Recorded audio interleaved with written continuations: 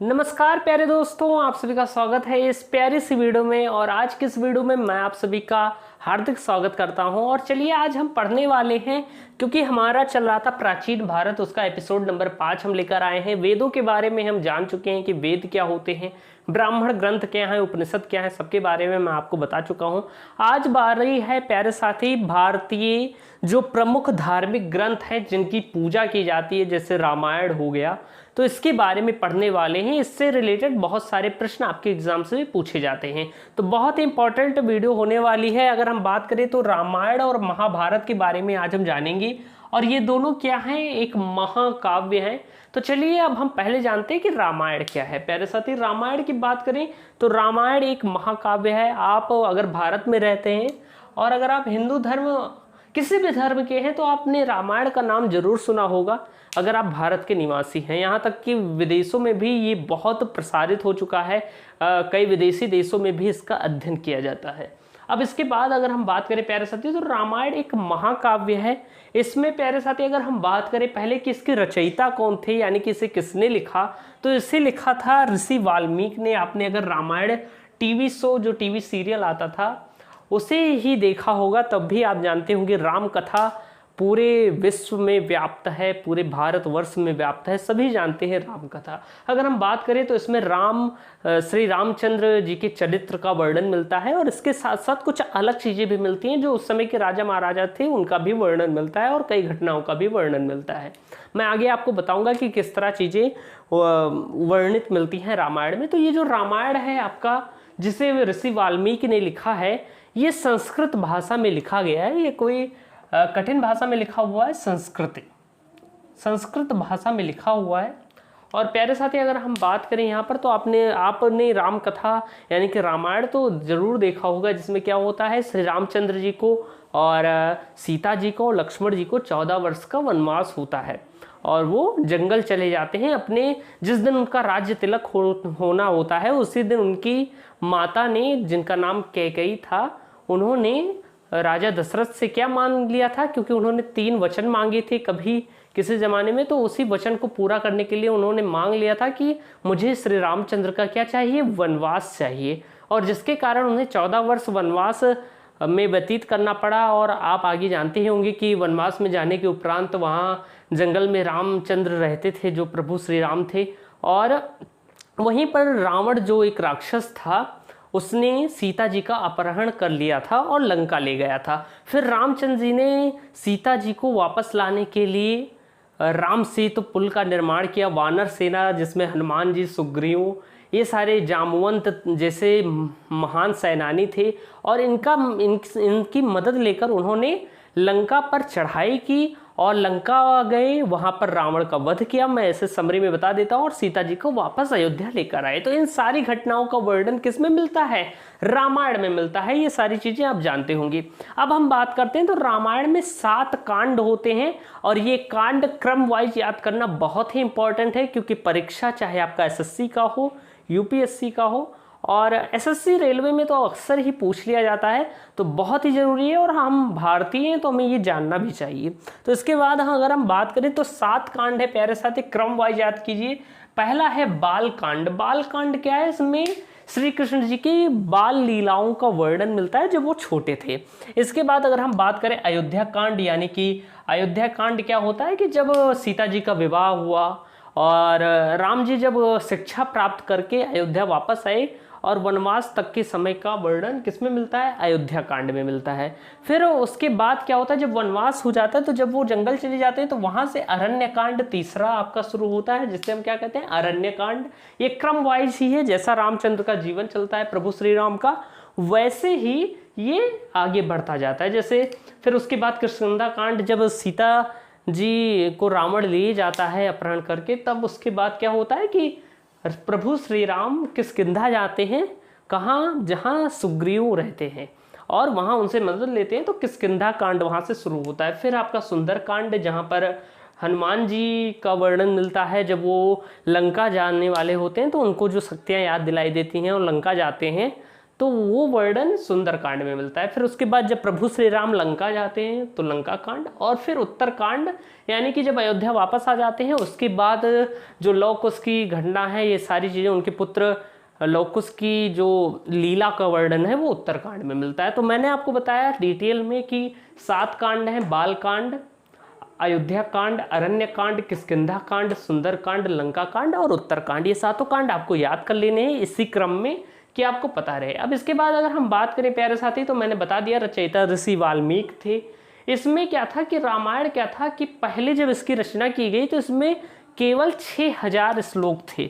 यानी कि हम कह सकते हैं कि पहले इसमें सिर्फ क्या था, सिर्फ रामचंद्र की लीला का वर्णन था, उनके जीवन चरित्र का वर्णन था। मैं बात कर रहा हूँ संस्कृत वाले रामायण की, रामचरितमानस की नहीं। रामचरितमानस जो अवधी भाषा में लिखा गया है, इसमें सिर्फ राम के चरित्र का वर्णन है। लेकिन जो रामायण है उसमें पहले 6000 श्लोक थे, लेकिन बाद में क्या हुआ, इन श्लोकों की संख्या बढ़कर 24000 हो गई। यानी कि ऐसे हम अंदाजा लगा सकते हैं कि बाद में कुछ एडिशनल चीज़ें भी जुड़ी रामायण में, यानी कि आसपास के राजाओं और धार्मिक स्थिति, सामाजिक स्थिति के बारे में भी हमें पता चला। इसके बाद अगर हम बात करें तो अन्य भाषा में जो रामायण उपस्थित है, जैसे ये संस्कृत भाषा में आपकी रामायण, लेकिन अन्य भाषाओं में कैसे उपलब्ध है, जैसे कि रामचरितमानस, ये सबके घर पर होगी। संस्कृत वाली तो सबके घर पर नहीं होती है, लेकिन जो रामचरितमानस है, रामचरितमानस क्या था कि तुलसीदास जी ने यहाँ जब तुलसीदास जी ने इसे सरल भाषा में, जो हमारी भाषा है अवधी भाषा, अवध क्षेत्र में बोली जाती है, अयोध्या जैसे अयोध्या, गोंडा, लखनऊ, इन सभी क्षेत्रों में क्या बोली जाती है, अवधी भाषा बोली जाती है। मैं भी गोंडा का रहने वाला हूँ। तो ये क्या है कि अवधी भाषा सरल भाषा थी, एक बोली थी, तो बोली में इन्होंने अनुवाद किया। और इसके कारण क्या हुआ, क्योंकि संस्कृत भाषा बहुत कठिन होती थी, आम लोग नहीं पढ़ पाते थे, जो साधारण लोग थे वो नहीं पढ़ पाते थे, जो अनपढ़ भी थे वो अवधी जानते थे लेकिन संस्कृत भाषा नहीं समझ पाते थे। लेकिन जब रामचरितमानस की रचना हुई तो उसके बाद क्या हुआ कि जब ये अवधी में इसका प्रसार हुआ तो लोगों तक श्री रामचंद्र जी के जीवन का वर्णन पहुंचा। और ये जो रामचरितमानस है ये धार्मिक ग्रंथ के रूप में भी फेमस हुआ, इसकी पूजा की जाती है। अगर आप हिंदू धर्म के होंगे तो आपके घर में रामचरितमानस होगा और उसकी पूजा की जाती होगी, उसका पाठ किया जाता है। इसके बाद अगर हम बात करें तो ये जो रामचरितमानस है ये अवधी भाषा में है। अगर हम बात करें रामावतारम, जो कि तमिल भाषा में रचा गया है, इसे कंबन ने लिखा है, जो तमिल भाषा में है। इसके बाद अगर हम बात करें कि प्राकृत भाषा में, कुछ अन्य भाषाओं में उपलब्ध है, जो पौम चरयू के नाम से फेमस है, इसकी रचना विमल सूरी ने की, जो प्राकृत भाषा में है। दशरथ जातक नाम की एक है जो पाली भाषा में लिखी गई है। ये सारे रामायण के ही क्या हैं, अंग हैं, यानी कि दूसरी भाषा में लिखे गए हैं। जैसे ये संस्कृत में थी तो ये अवधी में लिखी गई, एक तमिल में, ये प्राकृत में और ये पाली में। तो ये हमारा रामायण का हो गया। अब इसके बाद हम बात करते हैं महाभारत की प्यारे साथी। महाभारत विश्व का सबसे बड़ा महाकाव्य है। आप देखेंगे सबसे बड़ा महाकाव्य कौन सा है, महाभारत है। आपने महाभारत टीवी सीरियल भी जरूर देखा होगा, क्योंकि ये सारी चीज़ें आपने देखी होंगी तो आपको कहानियाँ तो पता ही होंगी, जिसमें कौरव थे, पांडव थे, तो इनका युद्ध हुआ था और पांडवों की तरफ से कौन था, भगवान श्री कृष्ण थे और उनका साथ दे रहे थे। इसके बाद अगर हम बात करें तो जो महाभारत है प्यारे साथी, उसकी रचना किसने की थी, वेदव्यास जी ने की थी। किसने की थी, वेदव्यास जी ने की थी। और प्यारे दोस्त ये प्रश्न पूछा जाता है कि महाभारत की रचना किसने की, वेदव्यास। बहुत आसान सा प्रश्न है, लेकिन इसी में एक प्रश्न और बन सकता है जो कठिन हो सकता है आपके लिए। वो प्रश्न क्या है कि आपसे पूछ लिया जाता है कि वेदव्यास का पूरा नाम क्या है, तो आपको क्या लिखना है, तो मैं बता देता हूं कि वेदव्यास जी का पूरा नाम कृष्णद्वैपायन वेदव्यास था। क्या था, कृष्णद्वैपायन वेदव्यास। इसके बाद अगर हम बात करें प्यारे साथी तो महाभारत में कुल कितने पर्व हैं, 18 पर्व हैं। 18 पर्व कहने का मतलब या कह सकते हैं 18 खंड है, या 18 भाग है, या 18 यूनिट कह सकते हैं। एक तरह से हम कह सकते हैं कि महाभारत में 18 इकाइयां हैं, या 18 अध्याय की तरह हम इसे समझ सकते हैं। तो महाभारत में कुल 18 पर्व है। और सबसे बड़ा पर्व जो है प्यारे साथी वो है शांति पर्व। ये आपको याद कर लेना है कि महाभारत का सबसे बड़ा पर्व शांति पर्व है। इसके बाद अगर हम बात करें तो महाभारत के कई नाम हुए। आपसे परीक्षाओं में पूछा जाता है कि महाभारत का अन्य नाम बताइए, तो मैं बता देता हूँ कि महाभारत के कई नाम हुए। शुरुआत में क्या हुआ कि इसमें सिर्फ 8800 श्लोक थे। महाभारत में शुरुआत में इसमें सिर्फ 8,800 श्लोक थे, और जब इसमें 8,800 श्लोक थे तब इसका नाम जय संहिता था। यानी कि जब महाभारत में 8,800 श्लोक थे तब इसका नाम जय संहिता था। इसे जय संहिता कहकर बुलाया जाता था। इस ग्रंथ का नाम जय संहिता था। लेकिन धीरे धीरे क्या हुआ कि इसमें एडिशनल चीज़ें जुड़ती गई और श्लोक बढ़े, जैसे कि फिर कुछ दिन बाद यानी कि फिर इसमें क्या हुआ कि श्लोकों की संख्या बढ़ी जो 24,000 हो गई। और जब इसका श्लोकों की संख्या बढ़ी 8800 से 24,000 हुई, तब इसे भारत का नाम दिया गया। जो ये ग्रंथ था इसे भारत का नाम दिया गया क्योंकि बड़ा हो गया ये। इसके बाद अगर हम बात करें कि जब इसमें 1 लाख श्लोक हो गए, फिर इसकी संख्या और बढ़ी 1 लाख हो गई, तब इसका नाम महाभारत किया गया। तो आपसे कोई पूछे कि क्या महाभारत इसका प्राचीन नाम है, तो इसका प्राचीन नाम महाभारत नहीं है, इसका प्राचीन नाम जय संहिता है। उसके बाद इसका नाम भारत पड़ा, फिर इसका नाम महाभारत पड़ा।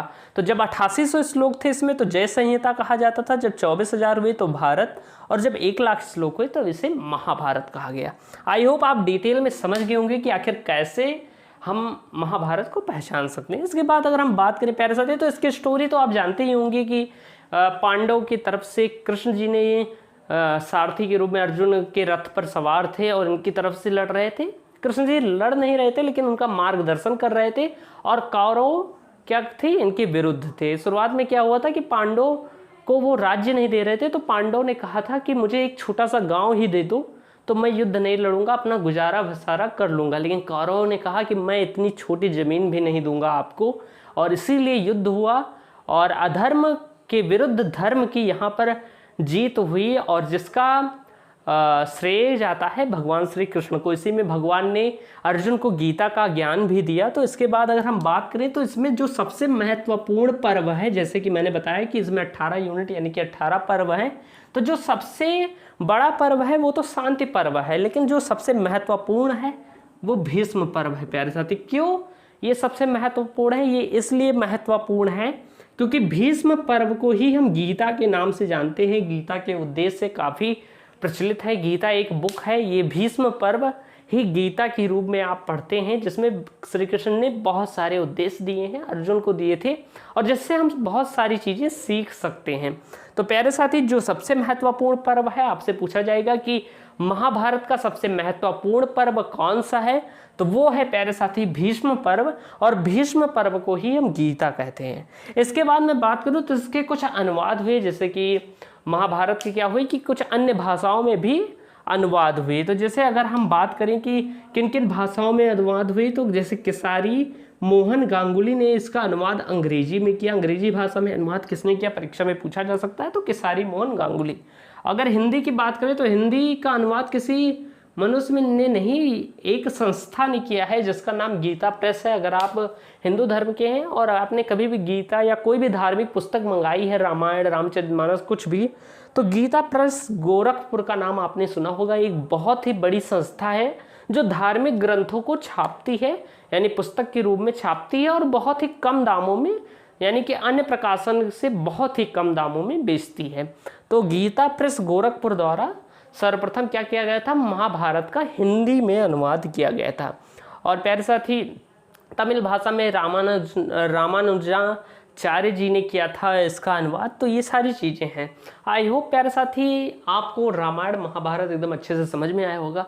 समझ में आया होगा तो आपको वीडियो को लाइक करना है, और आगे वीडियो चाहिए तो कमेंट कर देना है। मिलते हैं नेक्स्ट वीडियो में, तब तक के लिए जय हिंद, वंदे मातरम।